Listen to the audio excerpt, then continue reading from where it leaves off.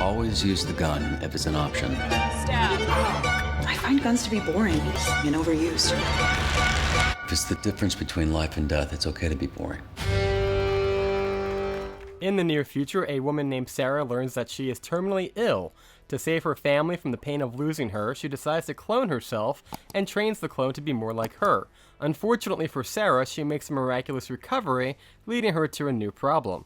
By law, Sara and her clone now must fight to the death, for legally there can only be one. For actress Karen Gillan, though, playing multiple roles within a film is a walk in the park. From playing both Nebulas in Endgame to Doctor Who. Hell, even Jumanji has her playing different roles within a story. This thing is insane! And on top of that, boobs. This film is different though, as it narrows in on one person's humanity, what it means to be a person and how people perceive you when they think you're somebody else. Written and directed by Riley Stern, the mind behind The Art of Self-Defense, Duel has a very dry, deadpan sensibility. If you were to look for the marketing for this film, you would think it's something like The Hunger Games or The Hunt. In reality though, the film is more of a character study infused with humor. Much like a Wes Anderson movie, all of the characters speak honestly, without any filter, in a very deadpan way. Every line is read with zero infliction or emotion, which can be pretty damn funny when you find the humor in things, but also very hit or miss at other times. You have very clean skin. I like your shirt.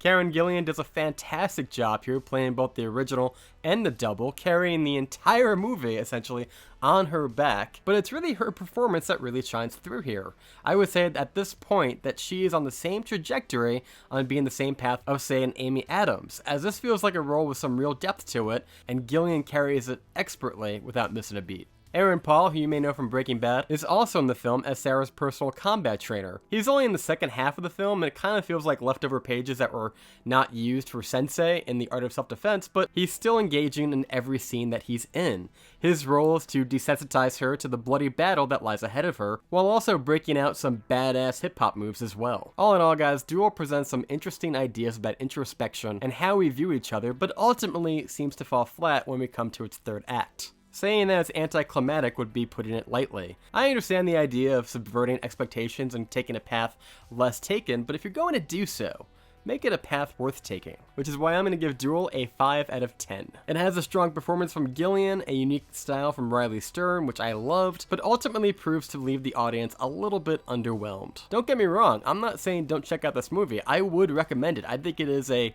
great one-time watch. I love movies that go against the mainstream grain and take you places that you weren't expecting on going. I only wish that Stern would have taken some of these concepts and ideas and pushed them a little bit further.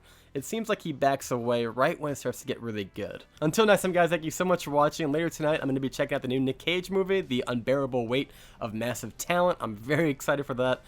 Thank you so much for watching. Be sure to give the video a thumbs up if you could, and I will see you next time.